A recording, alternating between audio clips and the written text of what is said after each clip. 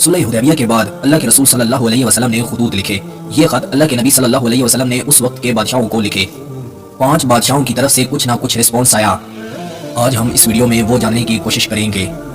آپ صلی اللہ علیہ وسلم کو ایک صحابی نے رائے دی کہ یا رسول اللہ آپ ایک مہر بنوائیں جو ہر خط پہ ہوگی، اور پھر آپ صلی اللہ علیہ وسلم نے ایک چاندی کی مہر بنوائی اور اس پہ محمد رسول اللہ لکھا۔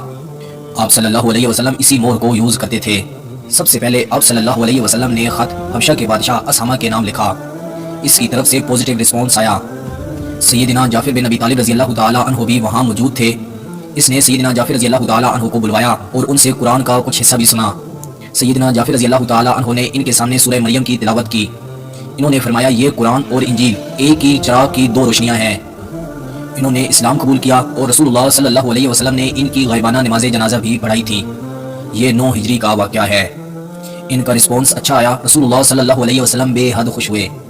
دوسرے نمبر پہ آپ صلی اللہ علیہ وسلم نے مصر کے بادشاہ کے نام خط لکھا۔ حاتم سفیر بن کر گئے تھے۔ مصر کے بادشاہ نے کوئی واضح بات نہیں کی تھی۔ اس نے تحفے وغیرہ دیے تھے۔ سیدہ ماریہ قبطیہ اور ان کے ساتھ سیرین بھی تھی جن کو مسلمانوں کے ساتھ بھیجا۔ سیدہ ماریہ قبطیہ رضی اللہ تعالی عنہا کو حضور صلی اللہ علیہ وسلم نے اپنے لیے پسند کیا اور سیرین کو حضرت حسان بن ثابت رضی اللہ تعالی عنہ کے لیے پسند کیا، اور یہی ماریہ قبطیہ ہیں جن سے اللہ تعالیٰ نے حضور صلی اللہ علیہ وسلم کو ایک بیٹا بھی دیا جن کا نام ابراہیم رکھا گیا۔ تیسرا خط آپ صلی اللہ علیہ وسلم نے قیصر ایران کے نام لکھا تھا۔ سیدنا دیل قلبی رضی اللہ تعالی عنہ سفیر بن کر گئے تھے۔ انہوں نے بادشاہ کے سامنے خط پیش کیا، اور بادشاہ اس وقت کی سپر پاور تھی۔ یہ عربوں کو عزت نہیں دیتا تھا۔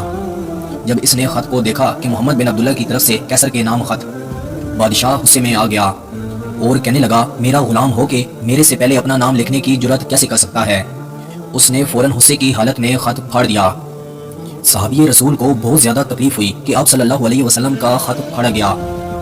وہ آئے اور حضور صلی اللہ علیہ وسلم سے شکایت کی۔ آپ صلی اللہ علیہ وسلم نے فرمایا اس نے میرا خط نہیں پھاڑا بلکہ اس نے اپنی سلطنت کے ٹکڑے کیے۔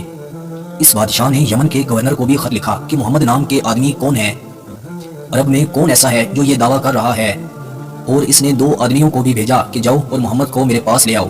یمن کے گورنر کے 2 آدمیوں کو بھیجا گیا۔ 2 آدمی آئے اور آپ صلی اللہ علیہ وسلم کو کہنے لگے کہ ہمارے ساتھ آئیے۔ آپ صلی اللہ علیہ وسلم نے فرمایا کل میں آپ کو جواب دوں گا۔ اگلے دن آپ صلی اللہ علیہ وسلم نے فرمایا خسرو پرویز کے بیٹے نے اپنے باپ کو قتل کر دیا ہے اور اس نے سلطنت کو اپنے ہاتھ میں لے لیا ہے۔ وہ آدمی واپس آئے اور ان کو معلوم ہوا۔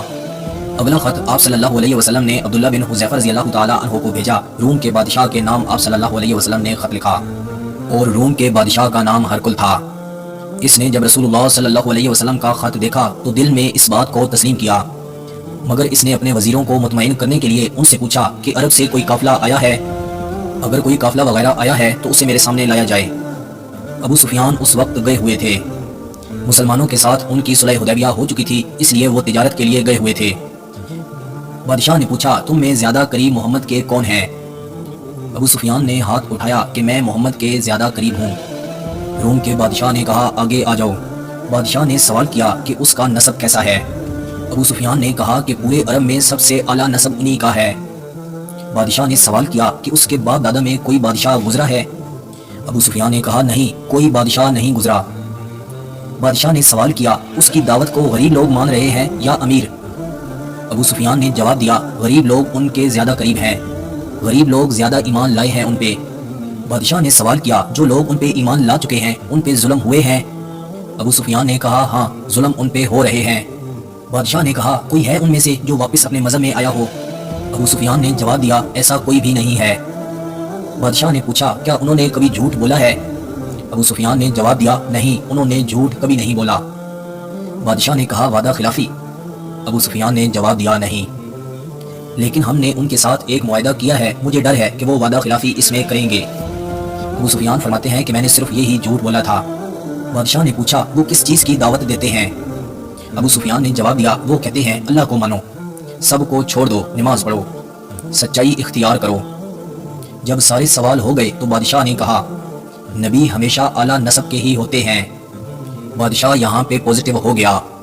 بادشاہ نے سوچا کہ سب لوگوں کو بات سمجھ آ جائے گی، مگر ہدایت تو اللہ کے ہاتھ میں ہے۔ وزیروں کے ڈر کی وجہ سے بادشاہ بھی ایمان نہ لایا۔ وہ مسلمانوں سے اتنا ڈرا ہوا تھا کہ غزوہ تبوک میں وہ مسلمانوں کے سامنے نہیں آیا۔ روم کے بادشاہ نے مسلمانوں کو تحفے وغیرہ بھی دیے۔